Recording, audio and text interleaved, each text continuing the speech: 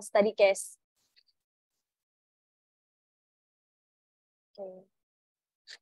Oke, boleh selanjutnya. Nah, pembahasan kita yang pertama ini ada the role of digital marketing in business.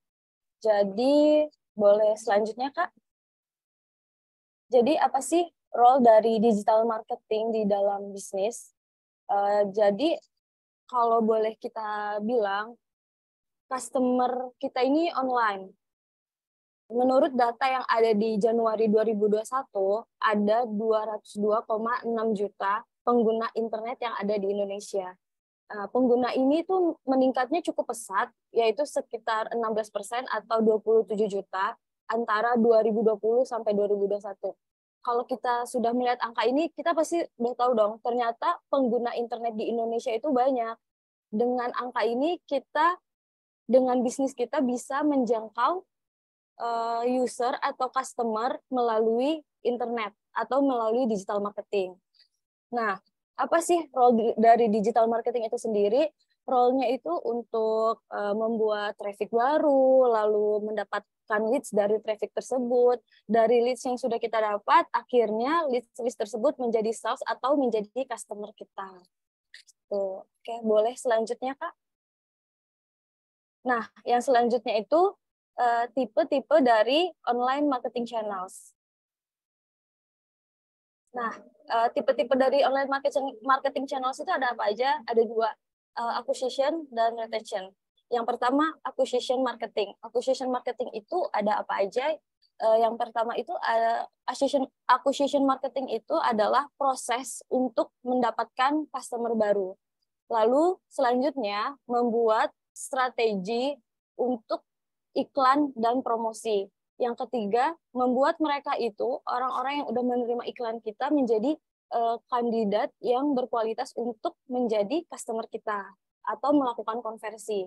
Nah, acquisition marketing ini channelnya ada apa aja? Channelnya itu ada 6.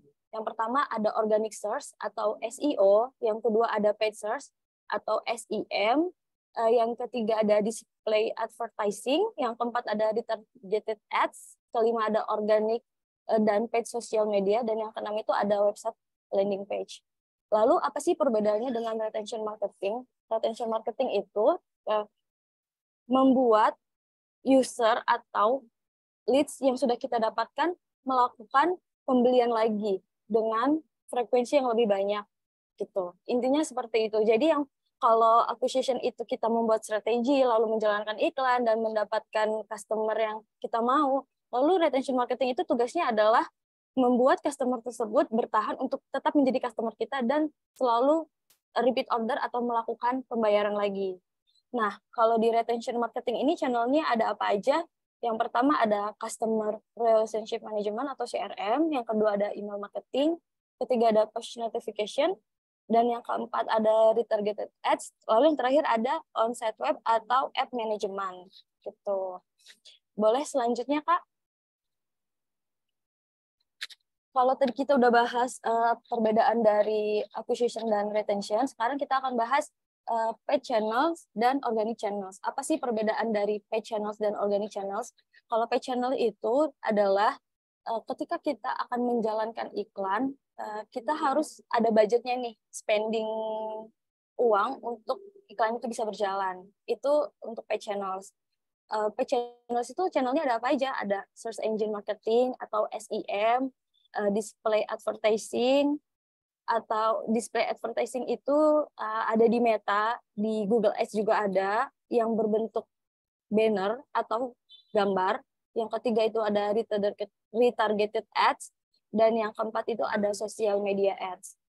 Terus apa sih perbedaannya paid channel dan organic channel? Paid channel, organic channel itu channel organik atau free. Jadi di organic channel ini kita tidak mengeluarkan biaya sedikit pun. Berbeda dengan paid channel. Kalau paid channel itu kita membutuhkan biaya untuk menjalankan iklan tersebut, tapi organic channel ini kita benar-benar free. Tapi kalau organic channel ini sangat berbeda dengan paid channel. Paid channel kita bisa langsung menjangkau audiens yang kita mau targetin audiens A, B, C, itu langsung bisa menjangkau mereka. Tapi kalau organic channel ini kita sama aja dengan long term strategy gitu. Jadi emang harus benar-benar perlahan, nggak bisa langsung mendapatkan banyak audiens. Tapi ketika kalau organic channel ini sudah berhasil, sudah berjalan, dia akan menjadi investasi kita untuk mendapatkan banyak audiens dengan free. Channelnya ini ada apa aja? Ada content marketing, search engine optimization atau SEO, email marketing, social media organik, dan CRM. Boleh selanjutnya, Kak? Oke, yang selanjutnya digital marketing mix. Jadi apa aja sih yang ada di dalam digital marketing mix? Ada earn, paid, sama own marketing channels. Perbedaannya adalah paid channels atau yang sudah aku jelaskan sebelumnya, ketika kita membayar untuk mendapatkan audiens itu disebut dengan paid channels. Kalau earn channels, kita membutuhkan third party untuk menyebarkan brand kita atau menyebarkan produk kita. Contohnya itu kayak TV atau koran atau Google yang ada, atau koran yang ada di Google Ads, artikel-artikel yang ada di Google gitu. Terus yang ketiga, own channel. Own channel itu platform punya kita sendiri. Contohnya apa? Website. Kalau misalnya teman-teman punya produk, terus sudah punya landing page atau websitenya, itu berarti own channels. Channel yang dimiliki oleh teman-teman sendiri. Oke, boleh selanjutnya, Kak. Terus, tadi kan aku sudah beberapa kali nih mention apa sih search engine marketing. Search engine marketing itu adalah sebuah campaign yang kita buat di dalam Google Ads. Nah, campaign ini itu munculnya di mana? Ketika kita melakukan pencarian di dalam Google. Contohnya, misalnya mencari aplikasi kasir. Nanti akan muncul nih aplikasi kasir maju, lalu di bawahnya ada lagi aplikasi kasir maju dengan fitur terlengkap. Itu disebut dengan Search Engine Marketing atau SEM. Nah, Search Engine Marketing itu dilakukannya ketika kita mau beriklan di SEM ini, semuanya aktivitasnya dilakukan di Google dengan keyword ataupun dengan display ads, yaitu menggunakan banner. Ini semua aktivitasnya dilakukan di dalam Google yang nanti munculnya ketika audiens atau orang-orang yang kita target itu munculnya ketika kita mencari gitu. Ketika kita mencari keyword-keyword yang berhubungan dengan produk kita. Misalnya nih, aku beriklan terus keyword yang aku masukkan adalah maju aplikasi kasir. Nanti ketika ada audiens yang mencari maju aplikasi kasir, iklan aku akan muncul di Google gitu, di pencarian Google. Boleh selanjutnya, Kak? Nah, kalau display ads itu apa? Display ads ini juga ada di dalam Google Ads. Jadi Google Ads memang memiliki beberapa inventory. Yang salah satunya SEM yang tadi sudah aku jelaskan. Selanjutnya ada display ads. Display ads itu mencakup Google Display Network atau GDN. Google Display Network ini munculnya di mana? Ketika kita, misalnya nih teman-teman lagi mencari sebuah artikel tentang berita bola minggu ini, lalu muncul detik.com. Pas baca artikelnya ada banner-banner di samping. Ini yang disebut dengan display ads atau Google Display Network. Ini juga ketika mau beriklan dilakukannya di dalam Google Ads juga. Gitu. Karena display ads ini adalah salah satu inventory dari Google Ads. Begitu. Jadi misalnya nih teman-teman kalau lagi baca artikel melihat banner-banner kecil yang ada di samping artikel-artikel tersebut, itu berarti display ads. Seperti itu. Boleh selanjutnya, Kak? Nah, kalau tadi sudah membahas SEM, display ads yang berhubungan dengan Google Ads, sekarang kita akan membahas social media ads. Jadi kalau social media ads ini berbeda dengan Google Ads. Apa sih social media ads itu? Social media ads adalah digital marketing yang menggunakan social network seperti Facebook atau Meta, Twitter, Instagram, TikTok. Itu yang disebut dengan social media ads. Jadi, social media ads itu berbeda dengan Google Ads. Kalau Google Ads itu mempunyai platform sendiri, sedangkan sosial media ads itu ya sosial media yang kita gunakan sehari-hari seperti Meta, Twitter, Instagram, dan TikTok. Nah, dan juga LinkedIn. Jadi ketika kita ingin beriklan di sosial media ads ini, ada banyak tahapan-tahapan yang bisa kita lakukan. Nah, hari ini, di diskusi kita kali ini, kita akan membahas tentang Facebook atau Meta untuk pembahasan utama kita. Boleh selanjutnya, Kak? Oke, the fundamentals of Facebook Ads. Yang pertama, kita kenalan dulu nih, apa sih Facebook Ads itu? Facebook Ads itu termasuk juga ke dalam display network ads. Karena di dalam Facebook Ads ini kita membutuhkan gambar, video, ataupun banner-banner yang untuk beriklan kita. Nah, di Facebook Ads ini, ketika kita mau beriklan, kita bisa target audiens dan placement kita, lalu menjangkau sebanyak-banyaknya audiens yang kita ingin produk kita dikenal oleh mereka. Nah, dijangkaunya itu kita bisa seperti apa sih? Bisa berdasarkan dari target lokasi, demografi, dan profile information dari masing-masing audiens yang ingin kita targetkan. Lalu di dalam Facebook Ads ini ada beberapa format iklan, yaitu seperti gambar, video, carousel. Carousel itu berupa gambar, tetapi dia lebih dari satu atau multiple image seperti itu. Terus selanjutnya ada instant experience dan collection. Menariknya dari Facebook Ads ini adalah ada 2,9 triliun monthly active user yang ada di dalam Facebook Ads. Lalu ada 1,9 triliun daily activity user yang ada di Facebook Ads. Jadi Facebook Ads ini penggunanya memang sangat banyak dan bisa jadi salah satu channel yang digunakan untuk mempromosikan produk kita. Tuh, boleh selanjutnya, Kak?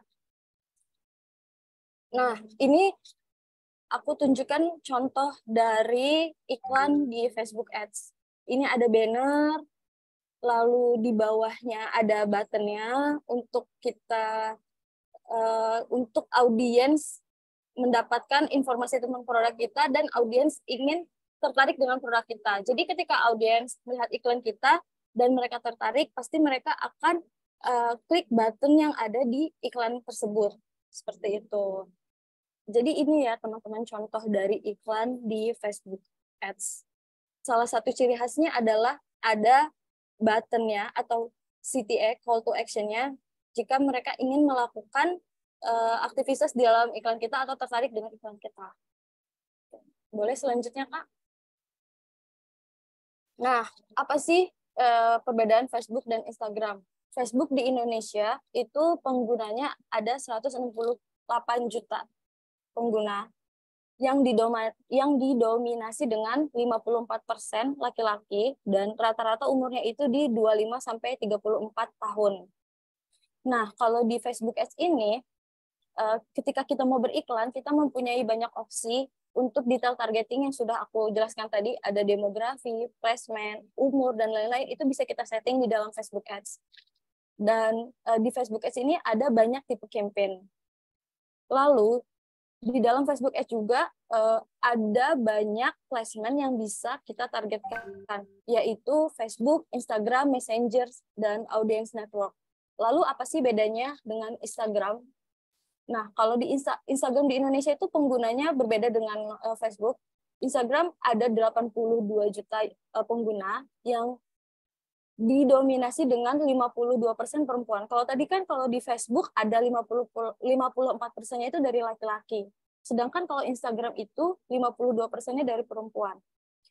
Lalu rata-rata penggunanya itu di 18 sampai 24 tahun umurnya.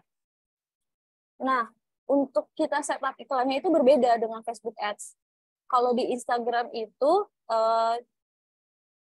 tidak banyak target yang bisa kita setup, yaitu hanya beberapa target aja, seperti followers kita, orang-orang yang sama dengan followers kita gitu. Berbeda dengan Facebook Ads. Kalau Facebook Ads tadi kan kita bisa target dari lokasi, demografi, terus ketertarikan mereka. Tapi kalau di Instagram ini ada opsi dari Instagramnya langsung yang bisa kita pilih.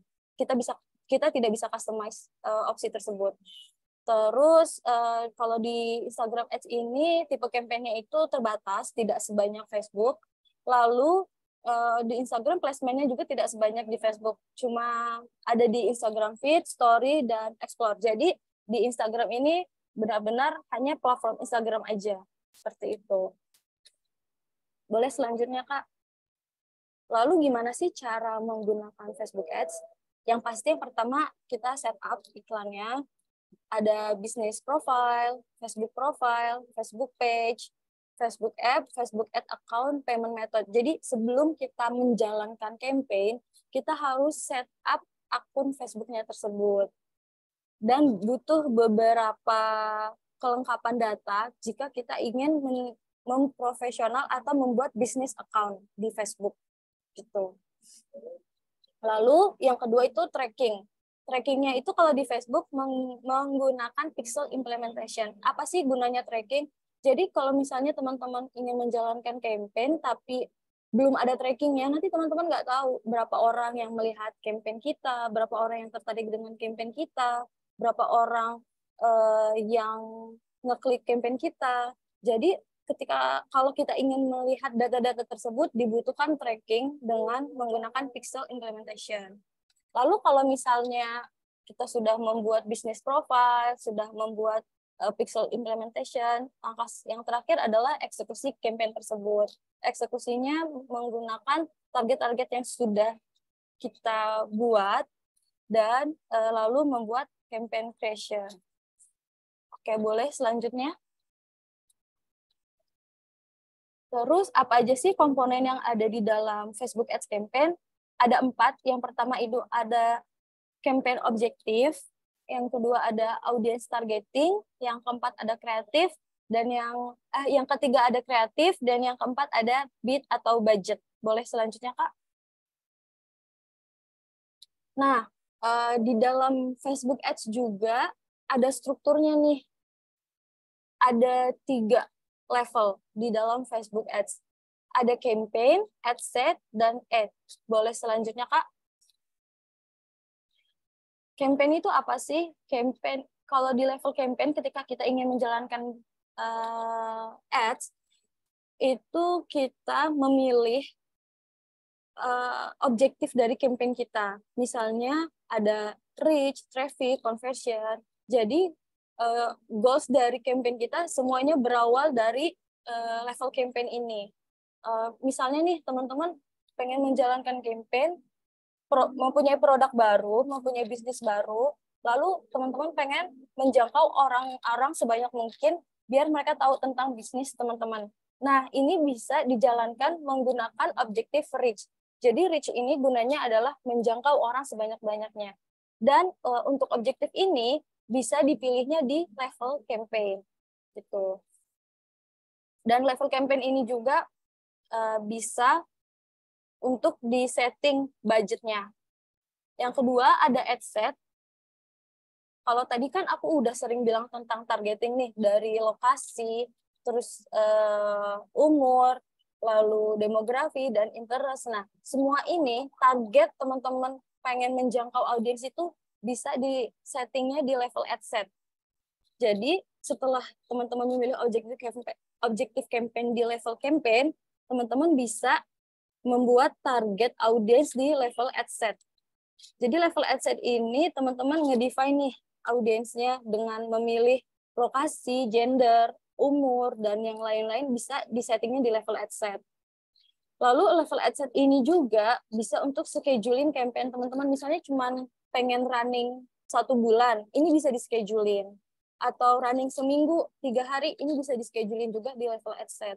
Lalu teman-teman bisa memilih placement-nya, mau di Instagram, atau Facebook, atau social network, atau di Messenger, bisa di-settingnya di level ad set. Dan yang ketiga, level ad. Kalau level ad ini, teman-teman memasukkan banner, lalu membuat caption, kayak ketika kita ingin upload foto di Facebook atau Instagram, ini ada di level ad. Jadi ketika udah memilih objektif, membuat target audiens, lalu yang ketiga adalah memasukkan gambar-gambar yang ingin teman-teman iklankan, seperti itu. Dan ini bisa disettingnya di level ad. Level ad ini juga teman-teman bisa membuat call to action. Gitu. Boleh selanjutnya, Kak? Nah, ini gambaran dari objektif campaign yang ada di level campaign di dalam Facebook. Jadi langkah pertamanya teman-teman milih nih mau objektifnya apa, misalnya traffic atau engagement atau brand awareness, ini dipilihnya di sini. Boleh selanjutnya, Kak? Lalu digital marketing funnel. Oke, kalau tadi kan aku udah jelasin tentang objektif campaign. Nah, sekarang ini kita bahas tentang digital marketing funnel-nya. Jadi digital marketing funnel itu ada 3, awareness, consideration, sama conversion. Awareness itu apa sih? Ketika audiens tahu tentang produk teman-teman nih, ini berarti mereka udah aware sama produk kita atau produk teman-teman. Oh, ternyata ada produk baru nih, makanan atau jasa segala macam. Ini teman-teman bisa dengan awareness gitu. Lalu yang kedua, consideration. Ketika teman-teman sudah melakukan campaign di awareness, lalu teman-teman menjalankan campaign lagi untuk consideration. Yaitu consideration itu apa? Ketika audiens sudah tahu tentang produk kalian, tapi mereka mulai tertarik nih dengan produk kalian. Oh, produk ini cocok buat aku gitu. Produk ini sangat menarik buat aku. Setelah itu teman-teman melakukan campaign yang berhubungan dengan conversion. Tujuannya apa? Tujuannya adalah untuk menjangkau orang-orang yang sudah tertarik dengan produk teman-teman agar mereka melakukan action untuk membeli produk dari teman-teman. Seperti itu. Boleh selanjutnya, Kak? Nah, di sini aku jelaskan lagi lebih detailnya apa sih awareness itu dan apa aja yang ada di dalam awareness. Awareness itu ada 2, yaitu awareness sendiri, lalu ada reach. Kalau awareness itu increase people untuk bisnis kalian, atau bisa dijelaskan dengan menjangkau orang sebanyak mungkin untuk bisnis kalian, brand atau service. Nah, kalau awareness sendiri itu resultnya recall lift, seperti itu. Kalau reach itu menampilkan iklan kalian ke sebanyak-banyaknya orang. Sebanyak mungkin orang akan mendapatkan iklan dari teman-teman itu ada di reach. Resultnya juga dia di reach. Boleh selanjutnya? Nah, selanjutnya ada traffic, engagement, app install, video views, lead generation, dan message. Kalau traffic ini, ketika kita beriklan, teman-teman pengen audiens tersebut datang ke website teman-teman, ini bisa di traffic. Kalau engagement, itu melakukan aktivitas di dalam postingan teman-teman. Kalau app install, misalnya teman-teman punya bisnis di bidang aplikasi, ini bisa melakukan iklannya di app install. Kalau video views, ini berarti teman-teman menjalankan iklan dengan menggunakan video, nanti akan menjangkau orang-orang sebanyak-banyaknya untuk menonton video dari produk teman-teman. Terus selanjutnya ada lead generation, yaitu mengkolek sebanyak-banyaknya data dari audiens yang teman-teman targetin untuk submit form dan menjadi lead generation untuk data teman-teman. Jadi nanti kalau di lead generation itu form di dalam Facebook-nya langsung, nanti dikolek, lalu teman-teman bisa menghubungi mereka dari data-data yang sudah dikumpulkan. Terus kalau message ini melakukan iklan tapi di dalam message yang ada di Facebook-nya. Jadi nanti percakapannya itu ada di dalam Facebook di Messenger-nya gitu. Boleh selanjutnya? Nah, kalau yang sekarang itu conversion. Conversion itu encourage people to take a specific action on your business side. Jadi kalau tadi udah awareness sama consideration, sekarang conversion.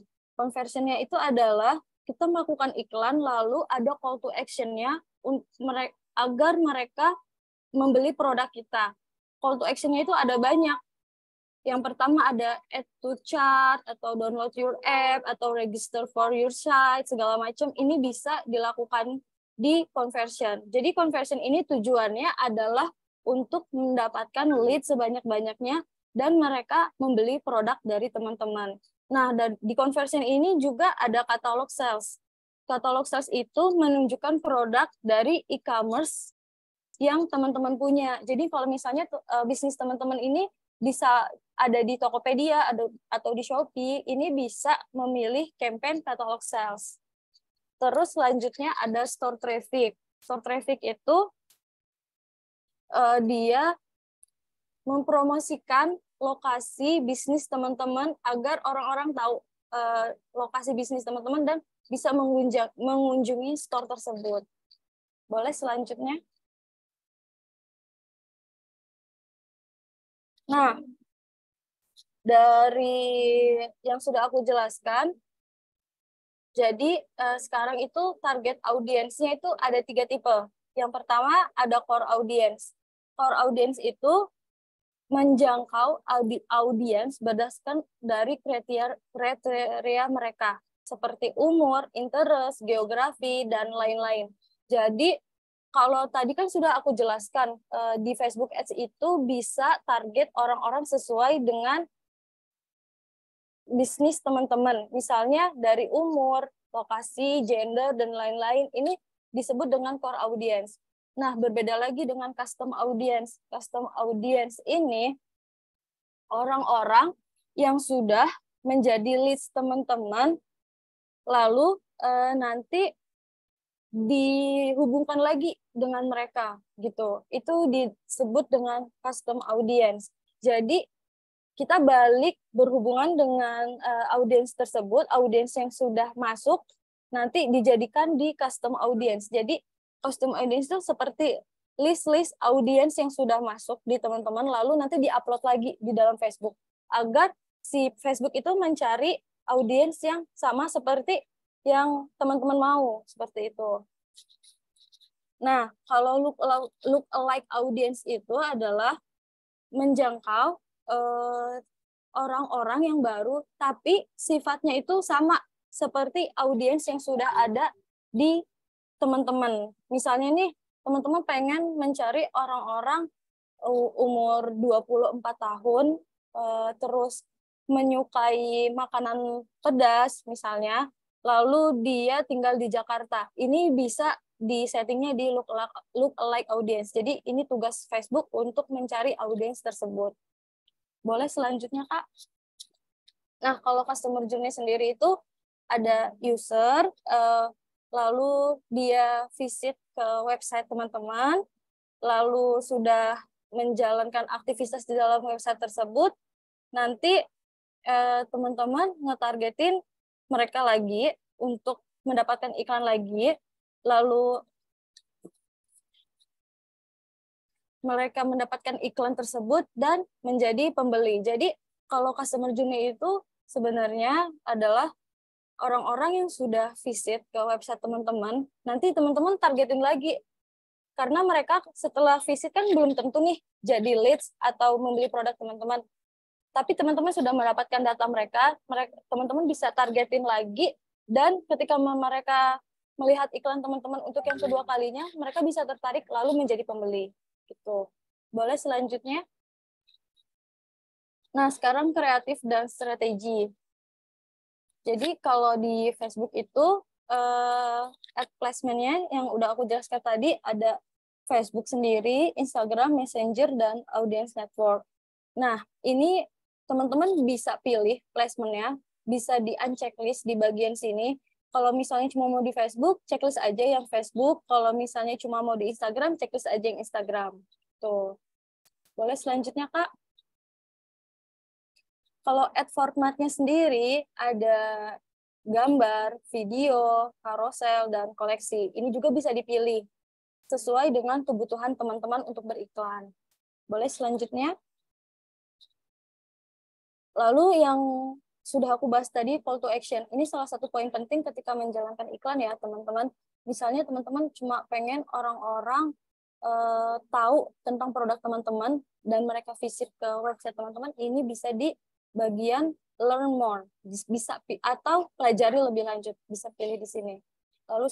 Lalu ada apply now, kalau misalnya teman-teman punya produk lalu pengen mereka langsung submit form, bisa di apply now, seperti itu. Boleh selanjutnya? Nah, gimana sih cara membuat perfect ads gitu? Yang pertama, langkah pertama yang harus dilakuin itu tahu tentang produk atau bisnis teman-teman dulu untuk memilih campaign objektifnya. Setelah tahu dan tahu goals-nya apa untuk menjalankan campaign, itu teman-teman bisa milih campaign objektifnya. Terus selanjutnya, ketika sudah tahu goals dari campaign tersebut, personalize iklan kalian dengan target audiens yang sespesifik mungkin gitu.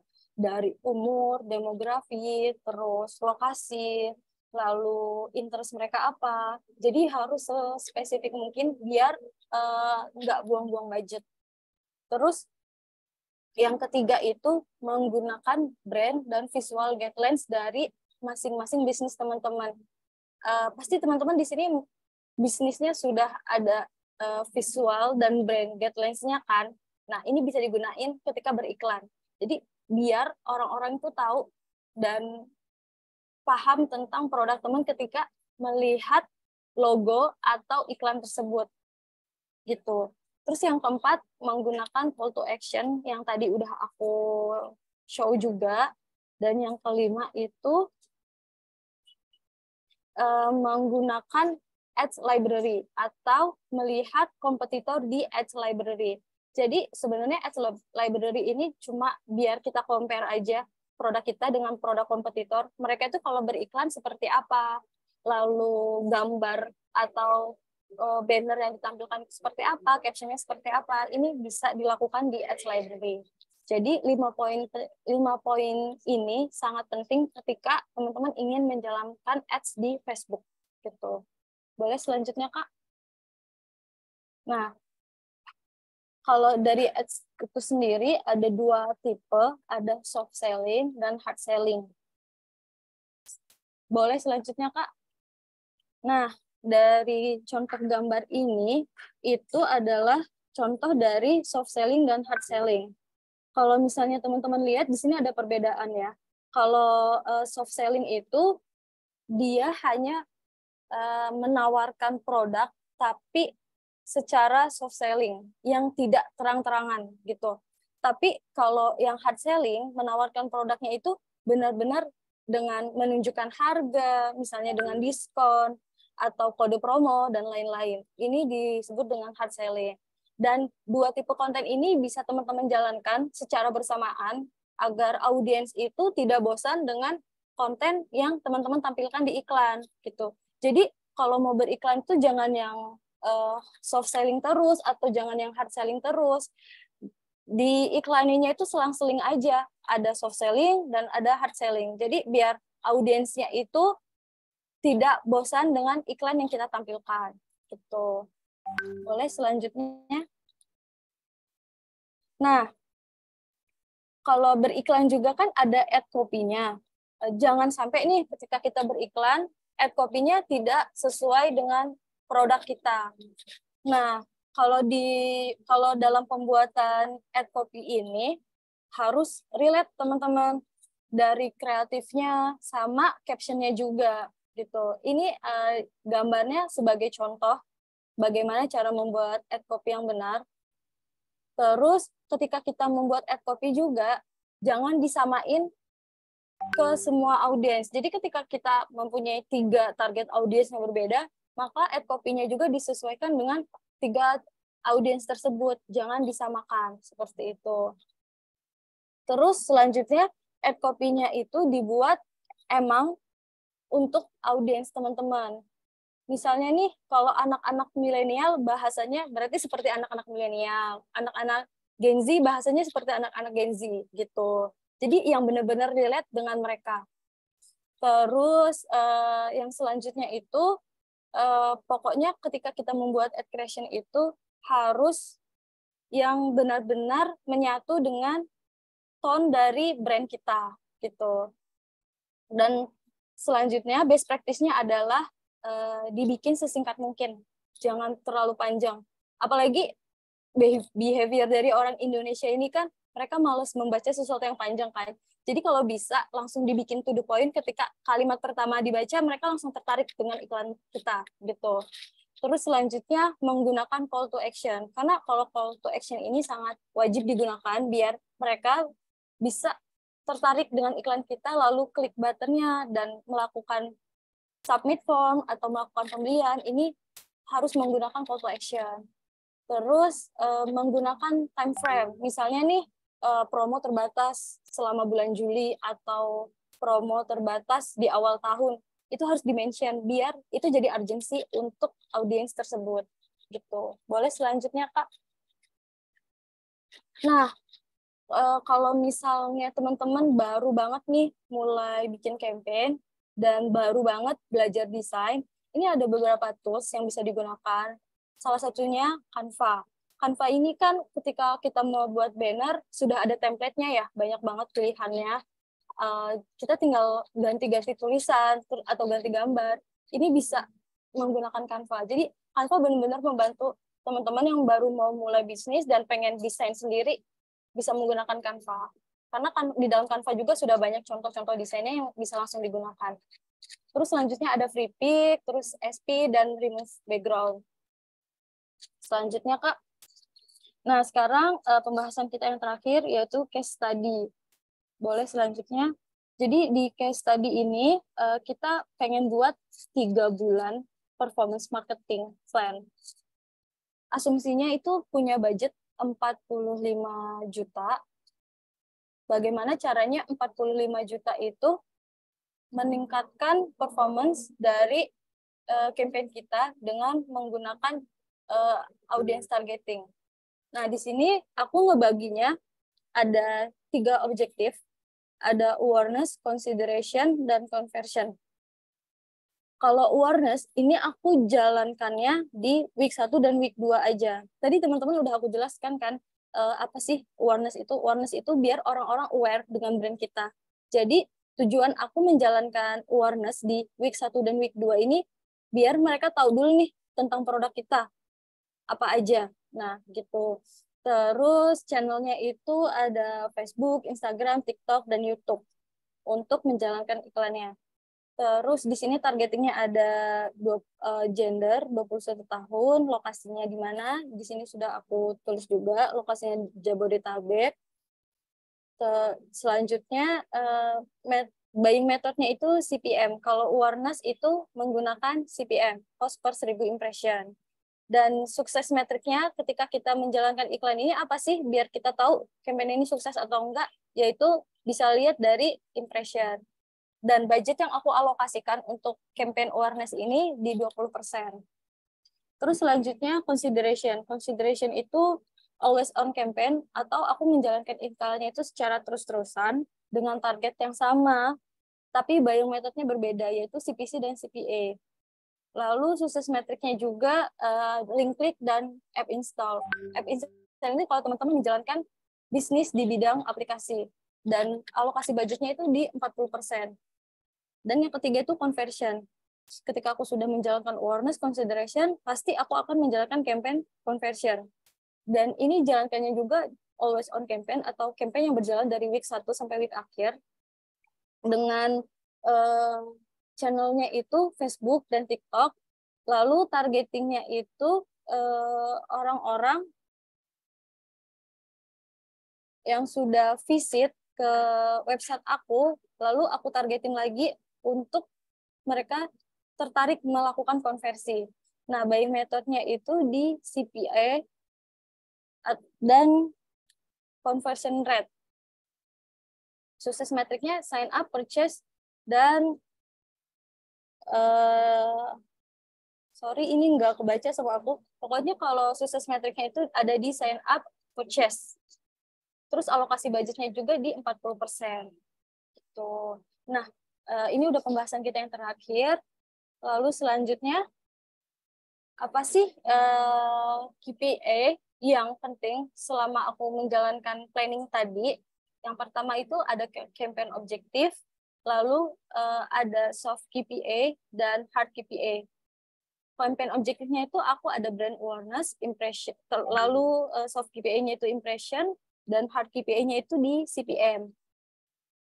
Selanjutnya, campaign objektif aku tuh di traffic atau app promotion, lalu soft KPI-nya itu di klik dan CTR, dan hard KPI-nya itu di CPC dan CPA.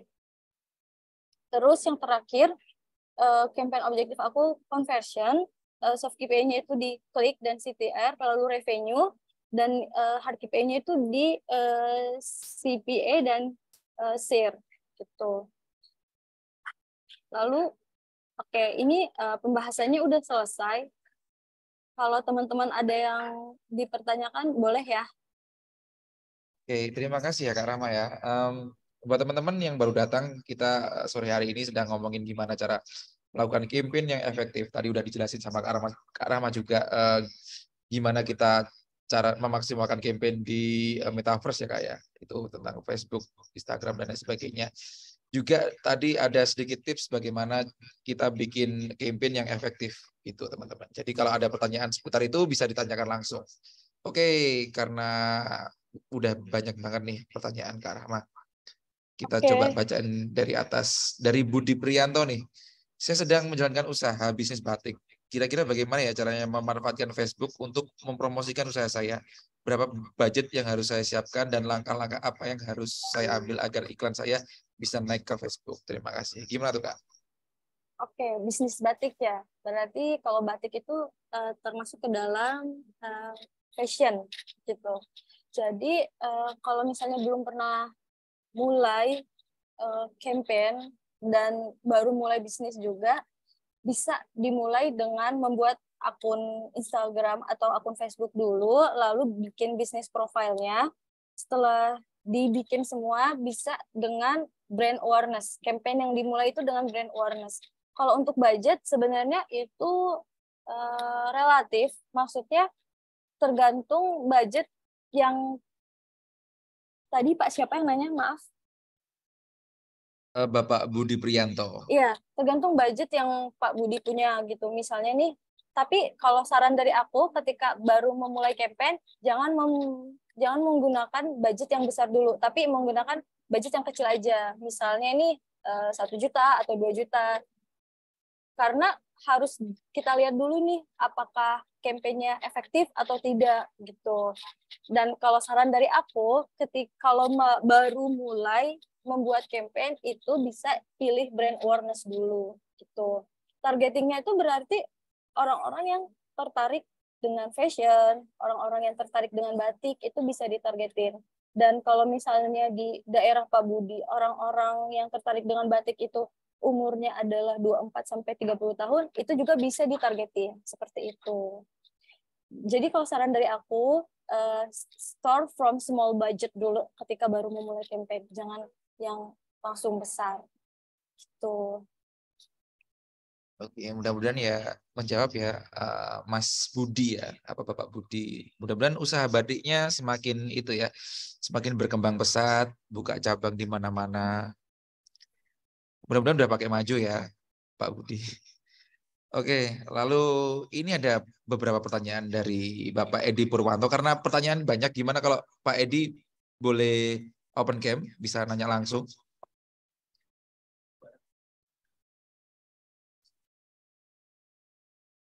Sebentar.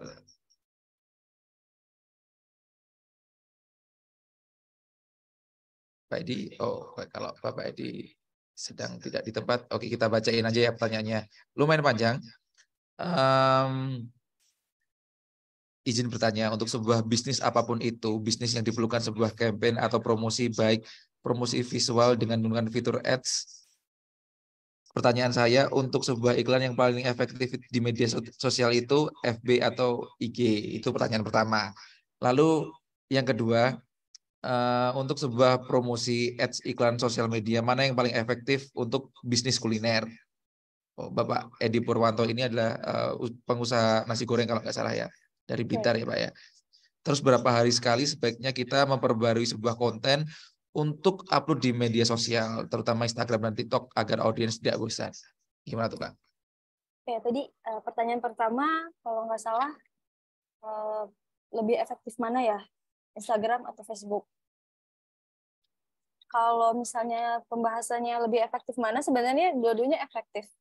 Tergantung target audiens yang ingin dijangkau. Misalnya nih, kalau tadi udah tahu, kalau di Instagram itu penggunanya lebih banyak perempuan, dan bisnis Pak Edi itu ingin lebih cocok untuk perempuan, berarti bisa menggunakan Instagram. Tapi kalau misalnya penggunanya laki-laki, bisa menggunakan Facebook. Tapi ini sebenarnya tidak terlalu berhubungan dengan campaign tersebut, yang mana bisa menjalankan di keduanya gitu. Bisa target placement di Facebook dan Instagram juga gitu. Tapi kalau mau tahu campaign tersebut efektifnya di mana, kita harus menjalankan campaignnya dulu. Karena untuk kita tahu bisnis kita ini cocok di channel yang mana, kita harus menjalankan iklannya untuk melihat hasilnya.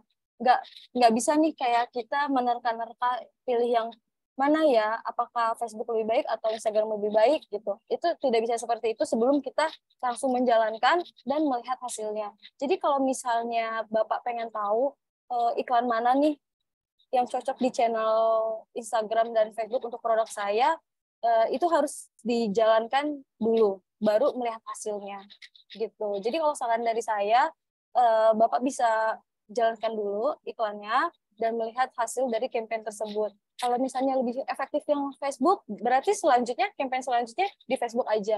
Kalau lebih efektif yang Instagram, iklan selanjutnya di Instagram aja. Seperti itu. Tadi pertanyaan keduanya apa, Kak? Pertanyaan keduanya adalah, sebentar ya Kak. Yang paling efektif mana untuk ads? FB atau IG? Itu tadi udah aku jawab. Oh, udah dijawab. Lalu berapa lama sebaiknya kita memperbarui sebuah konten untuk upload di media sosial, terutama Instagram dan TikTok, agar audiens tidak bosan?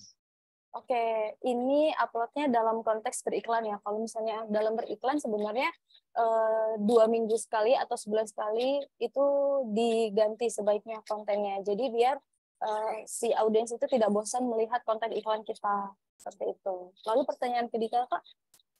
Udah itu aja Kak pertanyaan tadi. Oh, Jadi pertanyaan 1-2 menyambung sepertinya. Oke. Oke, sambil nyambung dari pertanyaan Bapak Edi tadi, Kak, kan seperti yang Kakak jelaskan tadi kan segmennya beda ya antara IG, FB, dan TikTok itu kan umurnya, range-nya beda ya. Itu sebaiknya kita bikin satu konten, lalu kita upload ke semua media sosial. Atau kita bikinnya beda-beda biar efektif gitu kan. Kan biasanya biar efektif bikin satu aja lalu kita upload. Padahal kan segmennya beda. Gimana tuh Kak? Paling yang berbeda itu hanya format dari iklan tersebut aja sih, Kak. Kalau di TikTok kan menggunakan video ya, berarti kalau TikTok kita harus uploadnya video gitu. Cuman kalau misalnya isi kontennya mau sama, itu nggak apa-apa, disamain aja semua channel. Karena kan nanti setiap channel tersebut juga targetingnya sama kan, dari umur, gender, interest mereka apa aja itu disamain. Jadi isi kontennya juga bisa sama. Tapi sesuaikan di platformnya aja. Misalnya kalau TikTok menggunakan video, tapi kalau Instagram dan Facebook bisa menggunakan gambar gitu. Oke, mudah-mudahan menjawab ya Pak Edi. Luar biasa ini Pak Edi dengerin kita sambil jualan, sambil masak nasi goreng katanya. Banyak pesanan. Oke, mudah-mudahan laris manis ya Pak Edi ya. Mudah-mudahan segera buka cabang di Malang biar saya bisa nyobain juga. Oke, lanjut ke pertanyaan Kak Rifah Outfit. Kak izin tanya, saya kan bisnisnya pakaian-pakaian yang kebanyakan pre-order. Nah, ads yang cocok gimana Kak strateginya? Terima kasih. Gimana tuh Kak Rama? Oke, kalau menurut aku, kalau misalnya produknya itu pre-order, lebih baik menggunakan ads brand awareness. Jadi brand awareness itu biar orang-orang tahu dulu tentang produk tersebut, dan habis itu menjalankan consideration yang membuat orang-orang itu tertarik sama produk tersebut. Karena kan kalau misalnya pre-order nggak bisa langsung melakukan pembelian kan, jadi lebih baik iklannya itu biar orang-orang tahu tentang produknya aja gitu, jangan yang melakukan conversion atau melakukan pembelian itu. Dan itu biasanya kampanye itu bisa dijalankannya terus-terusan aja biar menjangkau orang sebanyak-banyaknya gitu.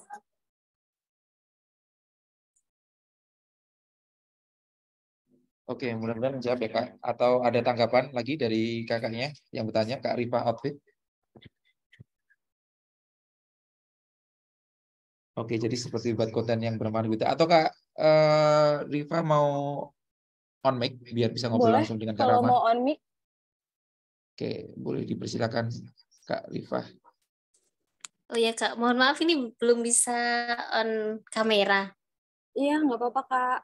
Iya, jadi itu maksudnya gimana ya Kak? Kan jadi kebanyakan pre-order memang ada yang apa namanya yang ready gitu. Cuman kebanyakan yang apa namanya yang pre-order. Nah itu bagaimana Kak? Atau kayak kita tuh setiap hari mungkin apa namanya ngepost quotes atau tips atau kayak gitu. Oh, ini berarti konten organiknya ya di Instagramnya. Sebenarnya kalau sekarang kan trennya itu orang lagi pakai outfit, pakai talent nih, pakai model untuk pakai outfit kita, terus pakai video reels. Itu aja sih paling yang digunain untuk promosiin produknya Kak Rifa gitu. Jadi bikin aja video-video untuk mereka pakai outfit dari produknya Kak Rifa. Terus kalau di-uploadnya sebenarnya nggak perlu tiap hari sih. Misalnya 3 hari sekali atau 2 hari sekali itu nggak apa-apa gitu. Tapi kalau misalnya mau upload quotes untuk seling-selingan postingan itu juga bagus gitu. Jadi biar tiap hari ada postingan di akunnya Kak Rifa. Oh iya ya Kak. Itu kan dulu tuh pernah yang ads ya apa Instagram ads suka. Tapi gimana ya? Kayak kurang ini loh Kak, apa namanya? Kurang menghasilkan gitu. Kurang ada benefitnya gitu. Apa itu salah strategi ya? Karena emang Instagram Ads itu kan berbeda sama Facebook Ads. Instagram Ads itu nggak bisa spesifik kayak Facebook untuk detail targetingnya. Jadi memang kadang untuk resultnya itu nggak sebagus itu gitu. Berarti emang boost post atau iklan di Instagram itu kurang cocok gitu Kak. Tapi kalau misalnya kakak pengen mendapatkan audiens untuk follow Instagram Kak Rifa atau pengen tahu tentang produk Kak Rifa, itu bisa sih tetap dijalanin, tapi budgetnya kecil aja, jangan yang besar. Gitu. Oh iya Kak. Berarti harus nyoba di Facebook juga ya? Iya, kalau mau lebih efektif bisa coba dari Facebook langsung. Oh, itu nanti di ini Kak, apa ujungnya itu dikasih nomor WA kita atau gimana Kak? Mungkin bisa. Bisa dikasih link yang nanti direct ke WhatsApp-nya Kak Rifa. Gitu. Nanti ada kolom linknya. Jadi gitu. ketika audiens ngeliat iklan Kak Rifa, terus klik buttonnya, langsung mengarah ke WhatsApp. Gitu. Oke Kak. Oke Kak, terima kasih. Iya, sama-sama. Oke, mudah-mudahan menjawab ya Kak Rifa ya. Mudah-mudahan habis ini bikin kampanye lebih efektif lagi. Tadi ada titipan pertanyaan dari teman saya. Udah saya ketik di kolom chat juga dari Rian Antoni. Untuk baru mulai usaha, lebih efektif kita promote dengan ads atau bekerja sama dengan influencer ya Mbak? Gimana tuh? Untuk awal-awalnya. Untuk awal-awal ya? Sebenarnya kalau untuk awal-awal itu bisa dua-duanya sih, tergantung dari bisnis yang kita jalankan gitu. Bisa langsung jalan bareng, jadi ads jalan, lalu bekerja sama dengan influencer juga jalan gitu. Tapi kalau misalnya produk tersebut cocok digunakan oleh influencer yang bisa mendatangkan banyak customer, itu lebih baik langkah awalnya menggunakan influencer aja. Tapi setelah itu aku sarankan iklannya tetap jalan juga gitu. Karena kan kalau influencer itu dampaknya itu mungkin sebulan 2 bulan, tapi nggak sampai seterusnya kan, karena kita pasti harus sewa influencer lagi untuk dikenal lagi gitu. Tapi kalau iklan kita bisa seterusnya dengan budget yang kita bisa sesuaikan juga. Jadi kalau mau mulai pakai influencer itu juga bagus gitu, biar orang-orang tahu produk kita dari review orang yang mereka kenal gitu. Tapi untuk beriklan juga itu dijalankan juga aja. Jadi kalau bisa paralel jalan dua-duanya, atau pilih salah satu bisa, asal selanjutnya dijalankan juga ads-nya gitu. Oke, sama-sama Bapak Edi. Terima kasih kembali, mudah-mudahan membantu usahanya ya Bapak ya. Ini sambil kita menunggu link evaluasi,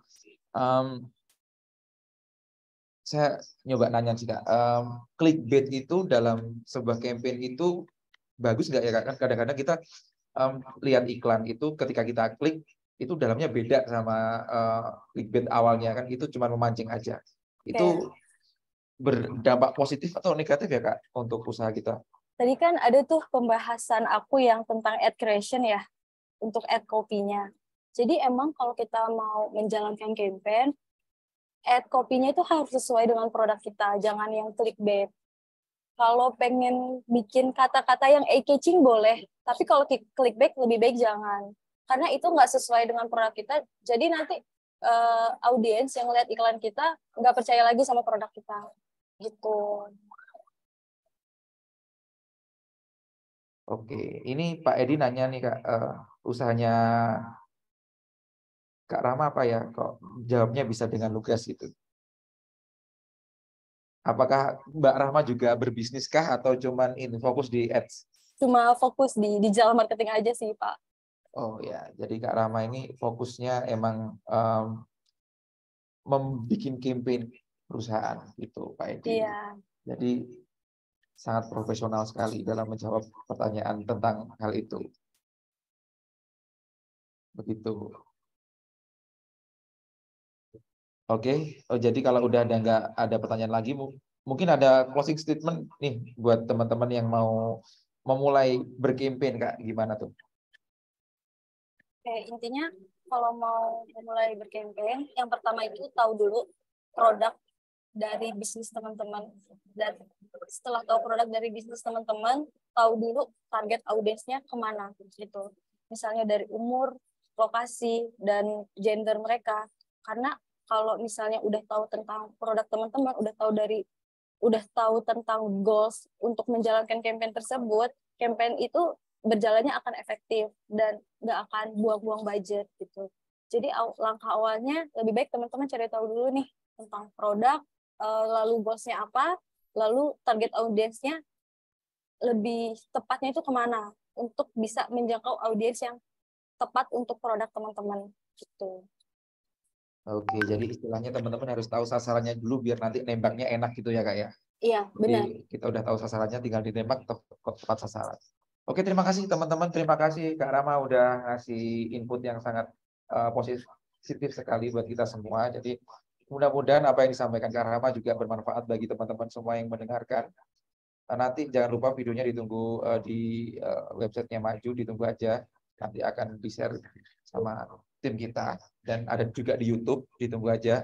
Bagi yang ketinggalan materi di awal, akan segera hadir di YouTube dan di websitenya Maju.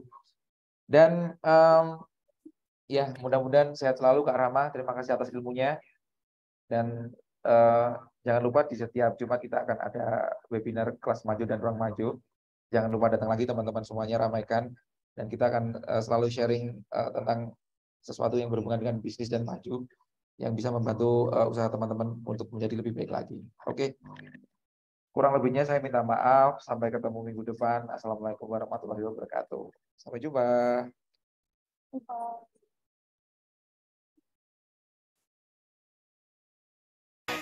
Gue Lucy, pemilik bisnis coffee shop kekinian.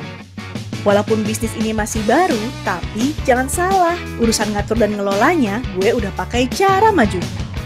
Semua karyawan di sini nggak perlu lagi ribet isi absensi. Dengan fitur absensi foto dari Maju Teams, rekam absen datang dan pulang, tinggal selfie langsung dari tab canggih. Semua pesanan diproses langsung pakai aplikasi Kasir Maju. Bayarnya juga lebih praktis pakai fitur Maju Pay. Kalau ini sahabat gue, Oli. Dia selalu cek performa bisnisnya lewat fitur analisa bisnis Maju. Soal pemasukan dan pembukuan, fitur akuntansi Maju yang jadi andalannya. Kalau untuk atur toko online-nya, Oli pakai fitur toko online. Biar bisa proses pesanan dari website dan semua marketplace dari satu layar. Asik banget ya! Buat bisnis barbershop-nya, Joe selalu manfaatin fitur karyawan Maju. Atur penggajian sampai kirimkan komisi karyawan jadi makin gampang, cuma dari satu dashboard. Slip gaji digital juga langsung diterima karyawan Joe lewat aplikasi Maju Teams di HP mereka. Nah, kalau jam makan siang, pesanan online jadi rame banget. Untung ada food order Maju, semua pesanan bisa diproses dari satu aplikasi. Atur stok juga bisa dari satu layar, inventory akan otomatis terupdate. Selain operasional, gue juga terbantu dengan mudahnya permodalan usaha dari Maju Capital. Tinggal ajuin dari dashboard, semua diproses serba cepat. Akhirnya, modal buat bikin cabang baru udah siap nih. Sampai suatu ketika, saat Joe udah siap pergi, tiba-tiba dia butuh bantuan seputar penggunaan Maju. Tapi Joe sih tenang aja, kan tinggal hubungi Maju Care yang selalu sedia 24 jam. Semua sudah selesai. Akhirnya bisa hangout bareng sahabat deh. Pakai Maju, gue jadi punya banyak waktu seru-seruan bareng teman-teman gue. Jalanin bisnis jadi semudah dan semenyenangkan ini. Kita percaya apapun impian bisnis kita, semua bisa terwujud bersama Maju. Apapun bisnismu bisa maju.